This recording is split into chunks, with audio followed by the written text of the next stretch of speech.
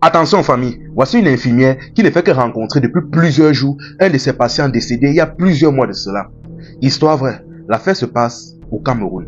Et pour tous ceux qui se demandent comment j'ai fait pour savoir ça, on avait pris la moto ensemble.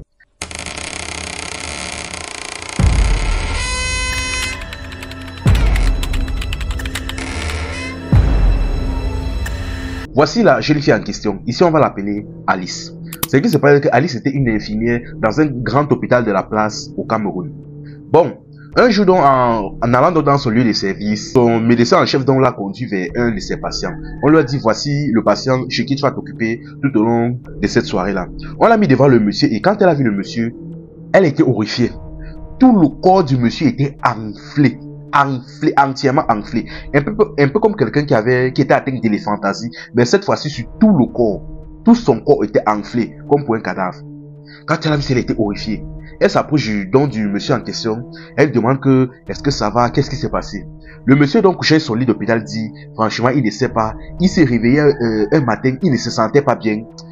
Et là, il a décidé donc d'aller dans un dispensaire pour prendre une injection, une perfusion, pour voir si ça allait arranger la chose. Depuis qu'on a mis la perfusion là, voici comment il a fini.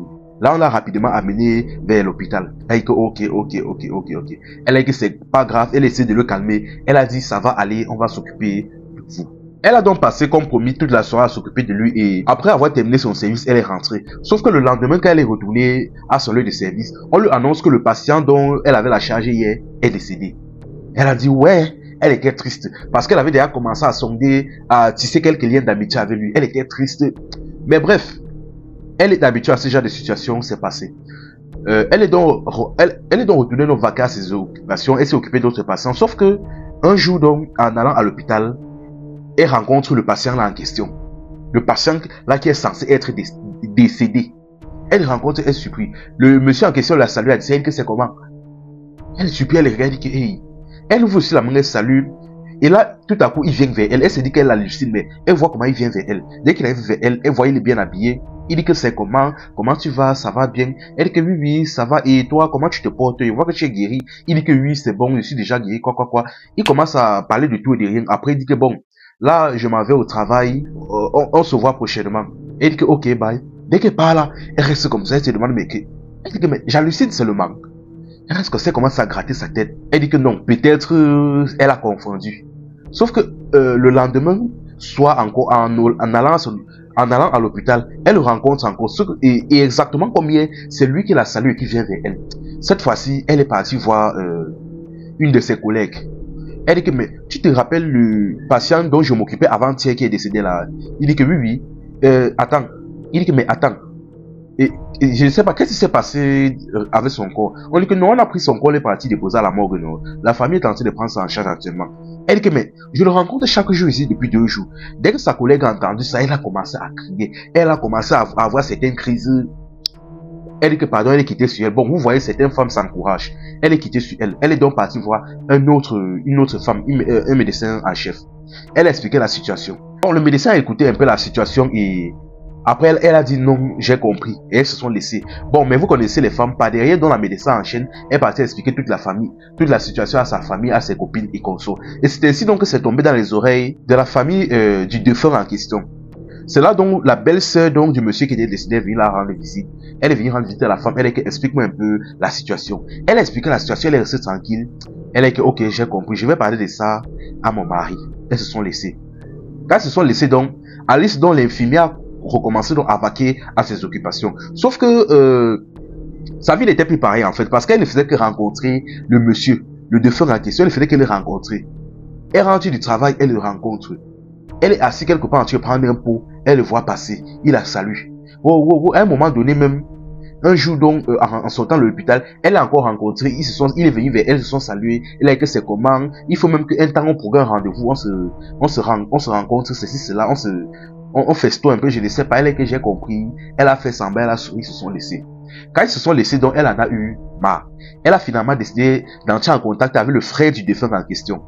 Elle est donc entrée en contact avec le frère du défunt en question et elle a commencé à lui expliquer la situation. En discutant avec lui, il a expliqué que depuis plusieurs jours, elle ne fait que le rencontrer, elle ne comprend pas. À partir du jour où elle l'a laissé à l'hôpital et jusqu'au jour où il est décédé, elle ne fait que le rencontrer, elle ne fait que le rencontrer. Et c'est toujours lui qui l'a salué et qui vient à sa rencontre. Ça fait déjà plusieurs mois. Elle a expliqué qu'elle en a déjà un peu marre.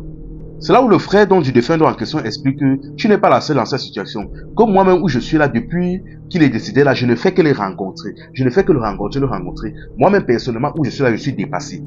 Que bon, ce qui se passe c'est que lui d'abord de base c'était un héritier. Donc c'est-à-dire comme il est décédé là, c'est un gars qui avait plusieurs terrains ici en ville. Comme il est décédé là, bon, là on se dit que peut-être c'est seulement, peut-être il essaie de se venger. Peut-être c'est quelqu'un qui a causé sa mort. Parce qu'actuellement, là, on ne comprend rien. Que même où il est là, même il est en train de faire le désordre dans la famille. On ne sait pas ce qui se passe. C'est comme si quelqu'un là avait seulement fini avec lui, que sa mort n'est pas naturelle. Je ne sais pas s'il n'a pas la paix ou quoi que ce soit, mais tu n'es pas la seule personne qui est en train de menacer là actuellement. On ne sait pas trop ce qui se passe. Mais bref, comme il t'a dit la dernière fois là, que chercher à vous rencontrer un temps quelque part, bon, il ne sait pas. S'il arrive et qu'il pose cette fois-ci un rendez-vous, essaye un peu d'entrer en détail. Elle est ok, elle a compris, ce sont laissés. Un jour donc, plusieurs jours donc, elle n'a pas vu, sauf qu'un jour donc, elle était assise donc, dans un bar, en train de prendre un pot. C'est là où elle a vu le monsieur passer, le défunt passer. Le défunt, comme d'habitude, l'a interpellé, il a salué à distance et elle aussi salué, mais il a continué jusqu'à sa route, il n'est pas venu vers elle comme d'habitude. Et ça fait déjà plusieurs mois que cela dure. Elle aussi, elle est là aussi, elle essaye aussi de le rencontrer pour voir si peut-être elle va résoudre son problème. Je ne sais pas ce qu'elle va chercher, je ne sais pas ce qu'elle cherche, mais bref. Mais moi personnellement dans ce genre d'histoire là, tout ce que moi je peux dire dans cette affaire est que, pardon, n'entre pas dans quelque chose que tu ne connais pas et que tu ne maîtrises pas.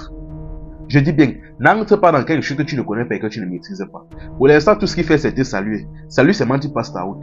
Il n'a pas mis ta vie en danger ou quoi que ce soit. Il te salue, salut aussi, tu quittes ça. Ou si c'est chaud, va voir un pasteur, je ne sais pas. Mais n'entre pas dans quelque chose que tu ne maîtrises pas. N'entre pas dans quelque chose que tu ne maîtrises pas. N'entre pas dans les problèmes familiaux de quelqu'un. Surtout quand c'est ça. Surtout quand on entre dans le domaine spirituel ou mystique, n'entre pas dedans. N'entre pas dedans. Parce que si demain là, tu es frappé ou quelque chose te prend là-bas, tu vas dire que tu cherchais quoi. Pour l'instant, tout ce qu'il fait, c'est te saluer. Il ne t'a encore rien fait, il ne t'a rien fait de mal ou quoi que ce soit. Donc, n'entre pas dans quelque chose qui te dépasse. La vie, ce n'est pas une série Netflix ou Novelas, donc pardon. Enfin bref, pour tous ceux qui sont dans ce genre de situation-là, priez. Si vous n'avez même pas foi, partez même encore même voir un pasteur, vous expliquer la situation. Ne partez pas créer quelque chose là-bas. Ne partez pas créer quelque chose là-bas qui va vous déranger après. Enfin bref, c'était info amusement. Ici on s'informe, on s'amuse.